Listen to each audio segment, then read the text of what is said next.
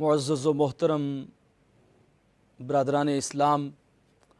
آج کی یہ بابرکت اور پروقار تقریب امام اہل سنت مجدد دین و ملت پروانہ شم رسالت عظیم البرکت الشاہ مولانا امام احمد رضا خان محدث بریلی حنفی القادری رحمۃ اللہ تعالی علیہ ورضی اللہ تعالی عنہ کی ذات والا صفات کو خراج تحسین پیش کرنے کی نیت سے تکبیر ٹی وی کے اسٹوڈیو سے انعقاد پذیر ہے، اور آپ احباب اس بات سے بخوبی آگاہ ہیں کہ آج کی اس تقریب کے مہمان خصوصی عالمی مبلغ اسلام مفتی اسلام نجم الملت والدین شیخ الحدیث والتفسیر حضرت علامہ مولانا پیر مفتی محمد انصر القادری چشتی دامت برکاتہم العالیہ والقدسیہ جلوہ افروز ہیں۔ ابھی کچھ لمحات کے بعد آپ ان کی سیدی اعلیٰ حضرت امام احمد رضا خان رحمۃ اللہ تعالی علیہ کی شان میں ان کی علمی خدمات اور ان کی ذات کو خراج تحسین جو پیش کرنا ہے، بڑے ان کے محبت بڑے انداز میں سماعت فرمائیں گے۔ مجھے حضرت قبلہ قاری صاحب حضرت قاری علی محمد قادری صاحب دامت برکاتہم العالیہ والقدسیہ انہوں نے چند منٹ کا وقت عطا فرمایا ہے کہ اعلیٰ حضرت کی بارگاہ میں اپنی بھی حاضری پیش کر لو۔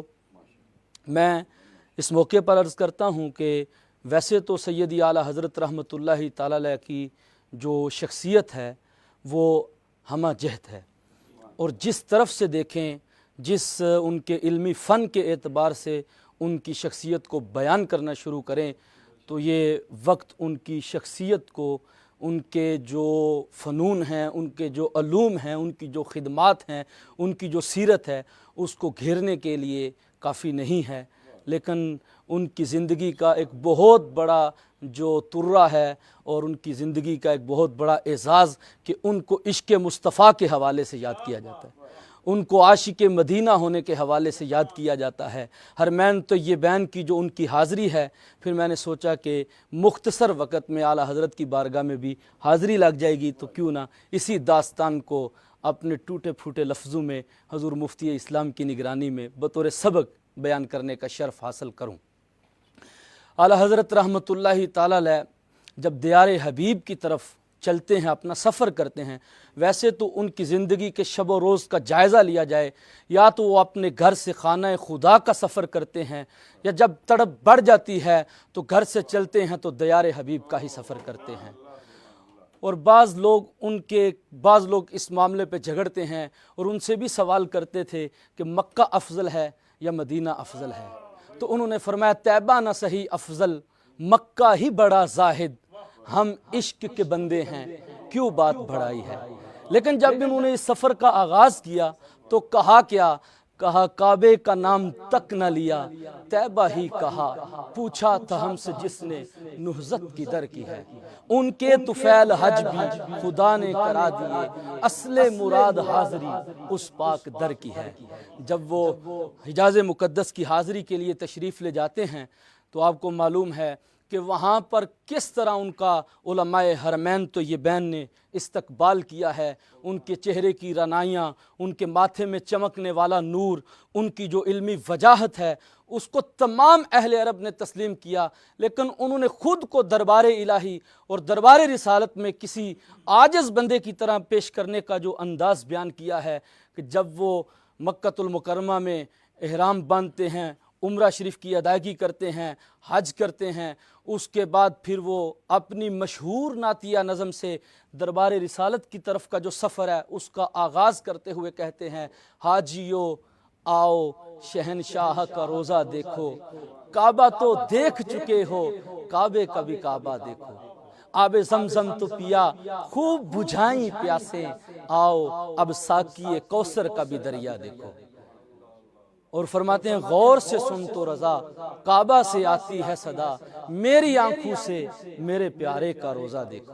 اور پھر جب سفر کرتے ہوئے دربار رسالت میں حاضر ہوتے ہیں تو میں کہتا ہوں کہ جس طرح رومی کی ٹور ہے، رومی کے چلنے کا انداز نرالا ہے، یہ جامی کی ٹور ہے، جامی کے چلنے کا انداز نرالا ہے، رومی کے عشق کی داستان الگ ہے۔ اسی طرح حاضری بارگاہ رسالت جو امام احمد رضا کا انداز ہے وہ بھی بڑا الگ انداز ہے۔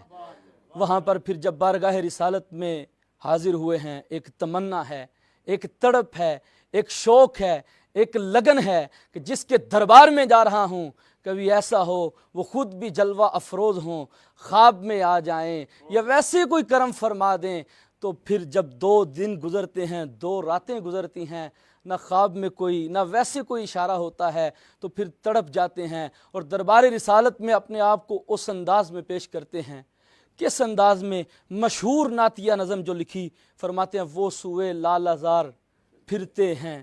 تیرے دن اے بہار پھرتے ہیں، تجھ سے جو یار پھرتے ہیں، در بدر یوں ہی خار پھرتے ہیں، اور اس گلی کا گدا ہوں میں جس میں مانگتے تاجدار پھرتے ہیں۔ لکھتے لکھتے پھر جب اس مقام پر پہنچتے ہیں، کہتے ہیں کوئی تیری بات کیوں پوچھے رضا، کوئی تیری بات کیوں پوچھے رضا، تجھ سے کتے ہزار پھرتے ہیں،